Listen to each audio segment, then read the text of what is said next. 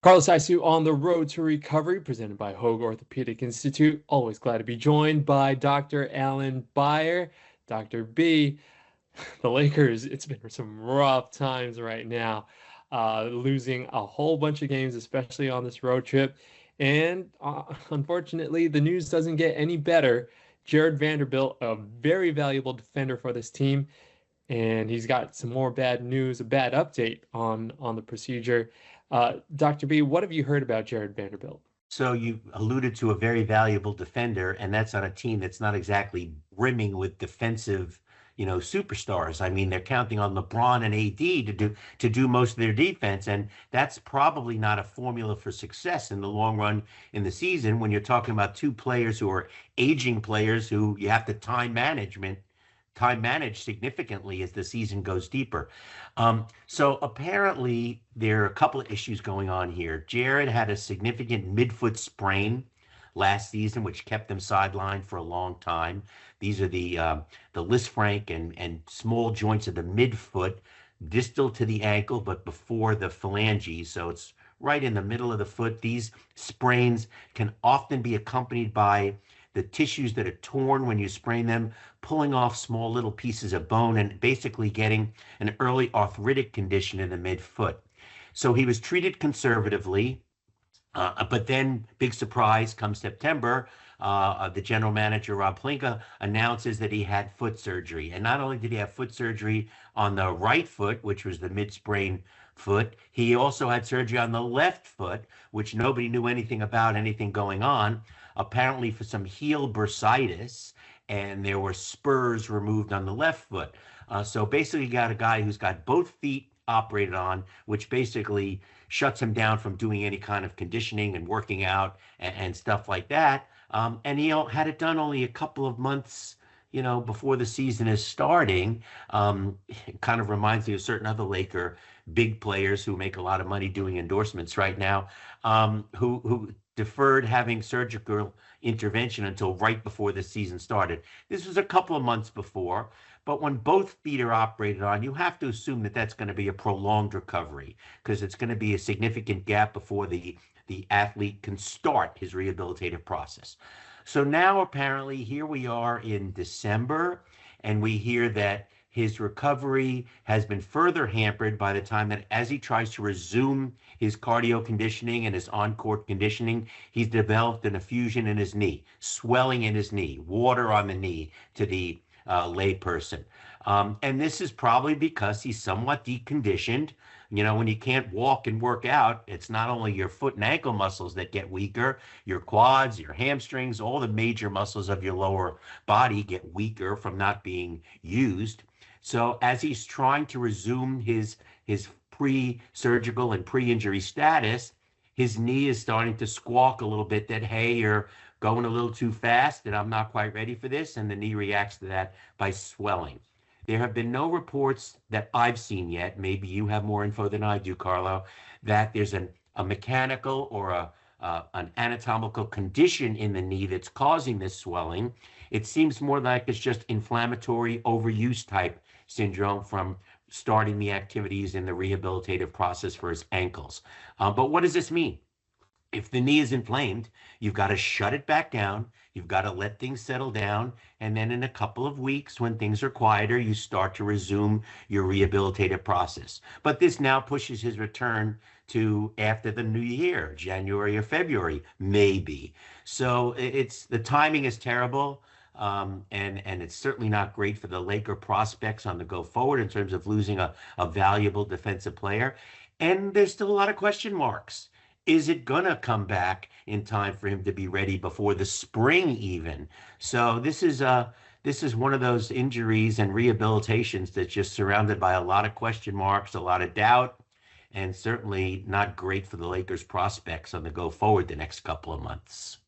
My biggest takeaway, Doc, after listening to you, especially talking about timing, it's something that the Lakers don't have when you're talking about LeBron James, Anthony Davis, a new coach like JJ Redick trying to put it all together in a short amount of time to at least be able to compete.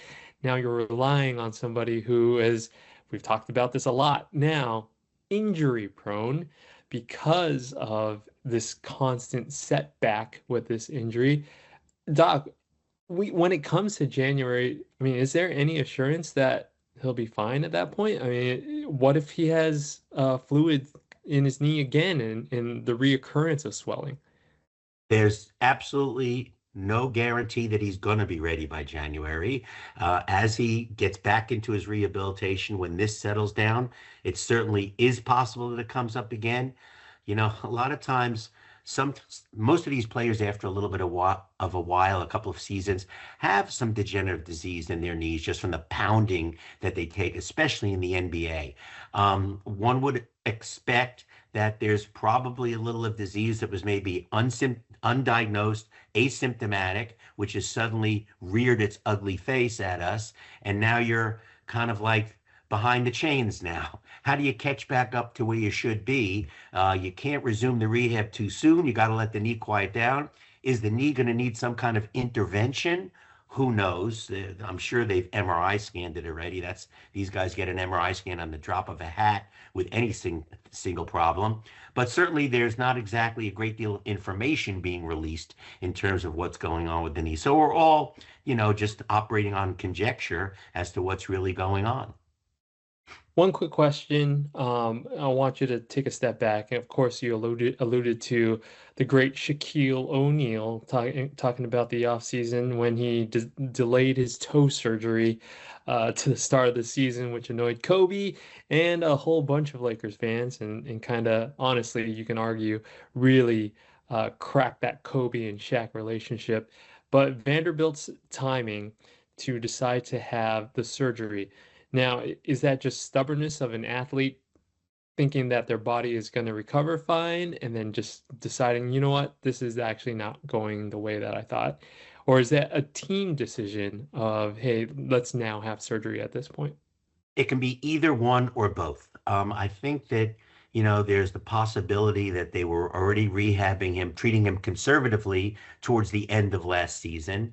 And then finally, say over the summer, it didn't come around the way they thought it would, and they just had to pull the plug on the surgical intervention. Unfortunately, in today's times, these decisions about when and where to have surgery for these athletes are often made by their agents, depending on, where are they in terms of possible future free agency and all kinds of other issues that cloud, a normal decision that a physician alone or the player alone might make. So there are so many different ways that this could have been pushed one way or the other.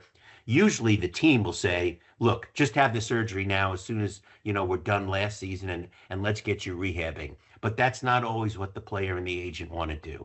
So you got competing sides here, and the poor physician's stuck in the middle. He's just got to do what the powers that be tell him to do. That is so interesting that you point out you wish health was just health, but now it's also a business.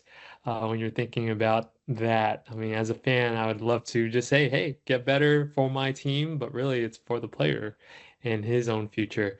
Dr. Beyer, thank you very much for the insight on Jarred Vanderbilt and a bleak future for him in the Lakers. Dr. B, what's coming up on Doc in the Dugout?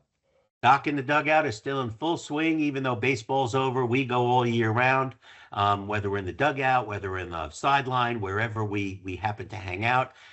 This week, my special guest is going to be Jillian Michaels. We're going to talk about two very hot topics right now. One is the whole RFK push towards clean foods and getting rid of food preservatives and dyes and colors and trying to improve the health of America this way. And we're also going to address the issue of biological men playing women in sports. So two pretty controversial issues, and I'm sure she's going to have plenty to say about it, knowing on my discussions I've had with her before.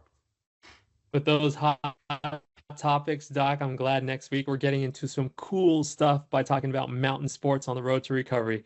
Looking forward to that too on the road to recovery presented by Hoag Orthopedic Institute. Thanks so much, Karlo. See you soon.